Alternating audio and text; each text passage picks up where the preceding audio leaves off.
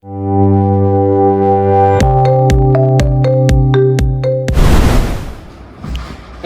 are part of our everyday life. They shape the way we think, the choices we make, how we connect with others, and even how we experience ordinary moments. Because emotions appear constantly, whether at home, school, or in every social situation. Knowing how to manage them becomes essential for maintaining balance. Emotion regulation isn't about avoiding feelings. It's about understanding them, responding to them effectively, and staying grounded even when situations become overwhelming.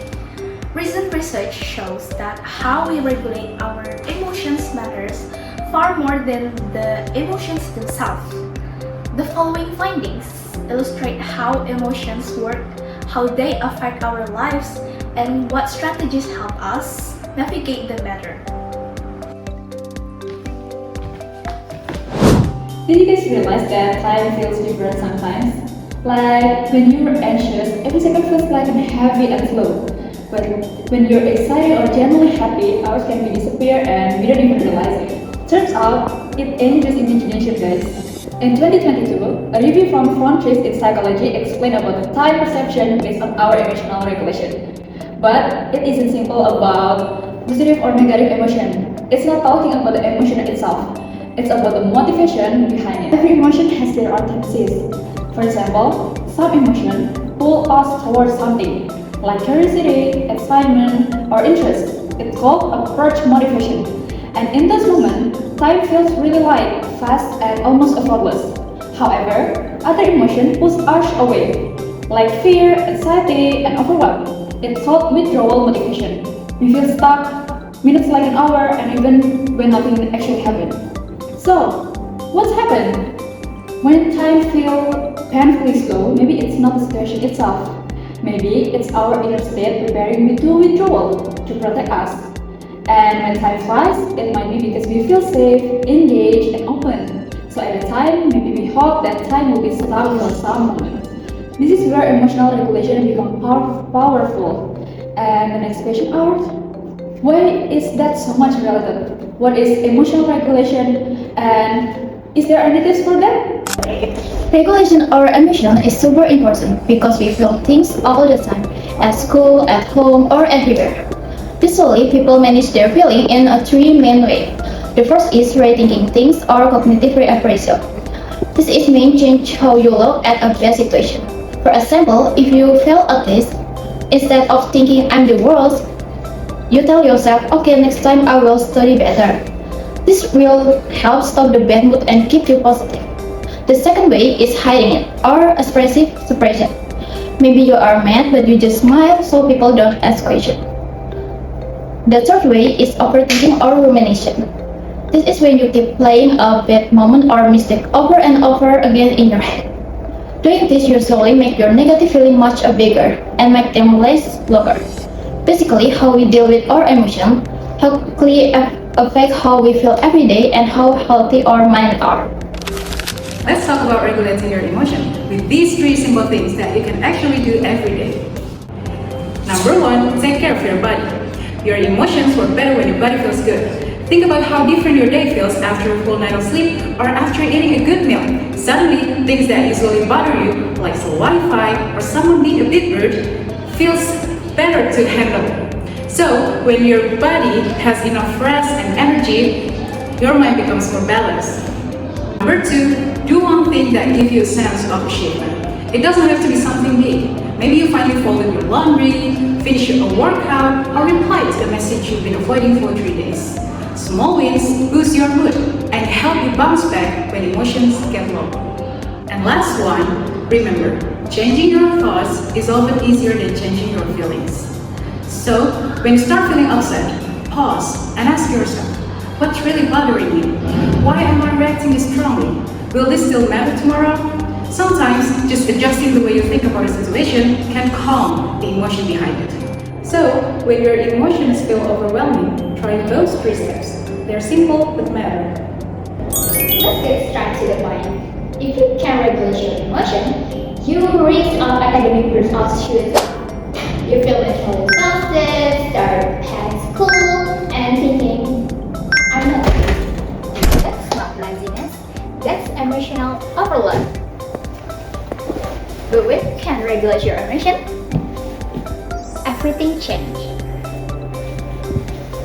The findings of current meta-analysis show that using healthy emotion regulation strategies is linked only to overall burnout, not to its specific components.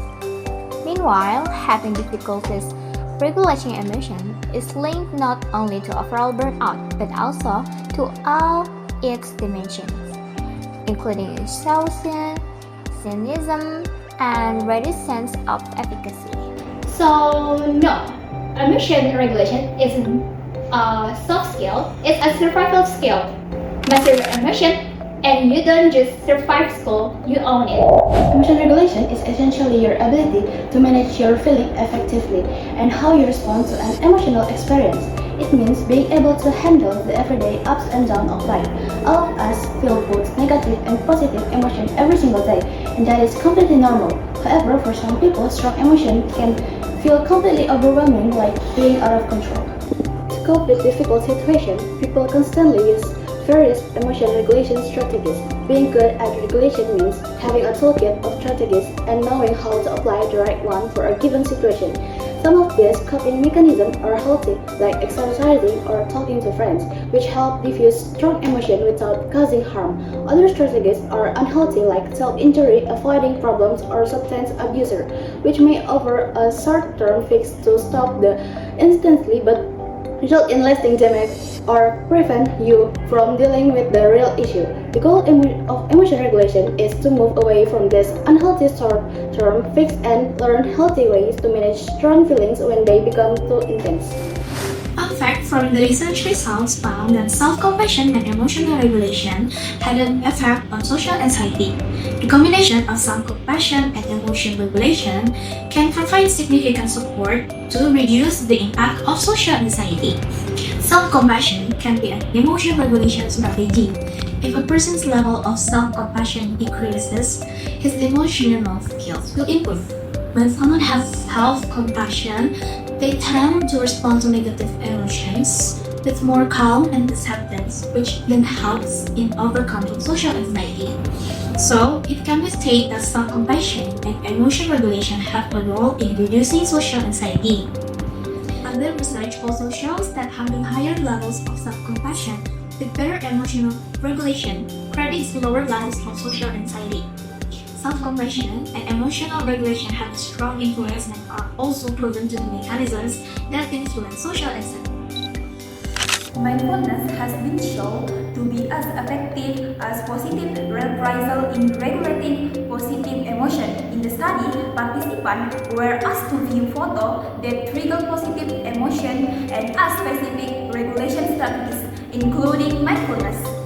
Research showed that mindfulness effectively reduces the intensity of excessive positive emotion. Similar to reappraisal is occurs because mindfulness teaches individuals to observe, experience a state or write out for showing or accepting positive sensation, resulting in more stable emotion. Therefore, mindfulness not only regulates negative emotion, but also maintains balance when positive emotion become too intense and potentially influence behavior. To wrap up everything we've discussed, there's only one study that I found that really ties it all together. Gross and John from 2003 found that the way we regulate our emotion and not the emotion itself has a huge impact on our daily life. They highlight two common habits. The first is cognitive reappraisal, taking a moment to rethink a situation before your emotion get too intense.